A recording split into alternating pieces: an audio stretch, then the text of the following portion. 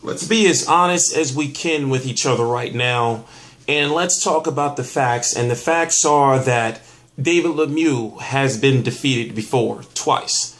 Is there anyone out there that really believes or thinks that David Lemieux can outbox Gennady Golovkin? Is there anyone out there that believes that David Lemieux can knock out Gennady Golovkin? I do. But the question is, will he? After all, every boxer has a boxer's chance, right? Or a puncher's chance, or whatever you want to call it. I'm T Street Controversy. This is T Street Controversy Live, and I cover every single major fight live. October the 17th, 2015, 9 days away, we're going to have Golovkin versus Lemieux, Madison Square Garden, sold out. And the crazy thing is, Madison Square Garden is sold out. You got Golovkin in Apple commercials. You got Ronda Rousey, a big UFC draw, and other celebrities flocking to Golovkin.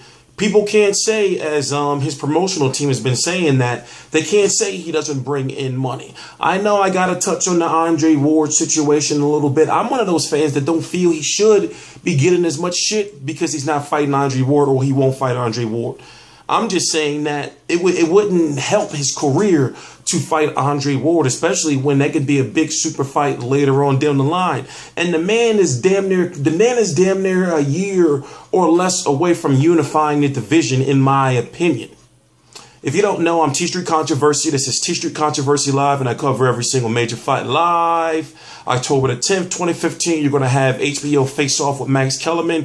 Golovkin versus Lemieux is going to be Abel Sanchez. And then I forgot who the other guy is that's there for David Lemieux. I don't expect it to be too intense, because I don't expect for David Lemieux to be talking all kind of crazy, reckless shit.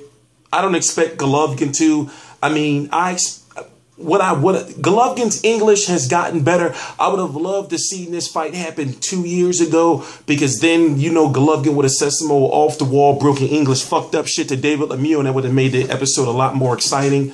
But it's good to see that HBO is still keeping up with Face Off, and since this is a pay-per-view fight, it's good to see that they're actually putting some effort into really promoting it. I don't like the way they did HBO 24/7, because it was only a 15-minute episode. I think they bullshitted on that. But the fact that we can actually get a nice, how much talking can these guys do outside of saying they're going to come out there and give 110%? You know, what questions can Max Kellerman ask during that face-off? It's already been filmed, by the way, to get some excitement into, you know, the fight. I mean, after all, the fight is already selling itself. But let's talk about a more deeper issue here. Let's talk about, what if David Lemieux loses? I mean, come on. We all know, or a lot of fans feel, that he is going to lose to Golovkin. But look at the damage that it would do to Golden Boy Promotions if David Lemieux loses. Golden Boy Promotions, 3 big-name fighters right now. Well, he got 4 of them. Mauricio Herrera, and these are the guys that are the selling guys, the top guys. Mauricio Herrera, and you don't know if he's going to get robbed or not. Lucas Matisse just got knocked out by Victor Postol in a fight where he was supposed to win. He was also in the running to potentially get a Manny Pacquiao fight, and he was also one of the most feared guys at 140 pounds. He lost. David Lemieux is fighting Golovkin in a fight where a lot of fans feel he's going to lose. And then they got Canelo versus Cotto, or Cotto versus Canelo. And then, so if you think that if Matisse lost, David Lemieux loses, and then what if Canelo loses? That'll be a horrible year for the marketability of Golden Boy, especially when you have like the 3 biggest fighters losing. Because let's figure it. You know, Matisse wasn't supposed to lose. You know, let's just talk about it. David Lemieux, they're probably like, yeah, they're biting their nails on that one.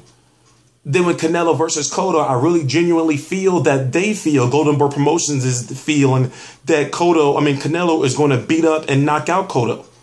But what if it doesn't go that way? So I like the path that Golovkin is going, because as I said before, if you don't know, if he beats David Lemieux, he'll be the IBF champion, the WBC Interim champion, the WBA Super World champion, and the IBO champion at 160 pounds. If things go to plan, and he fights the winner of Canelo versus Cotto and wins, he'll be the WBC champion, the IBF champion, the WBA Super World champion, and the Ring Magazine champion. Now, I'm running it down to you the best way I could possibly can so you can understand like what he's trying to do. Then, you know, sometime by the end of next year, depending on who has that WBO title, whether it's Andy Lee or Billy Joe Saunders, he fights one of them, likely beats them, and voila, he'll be the WBC, the WBA Super World, the WBO, the IBF, and the Ring Magazine champion. He can accomplish that all within 1 year.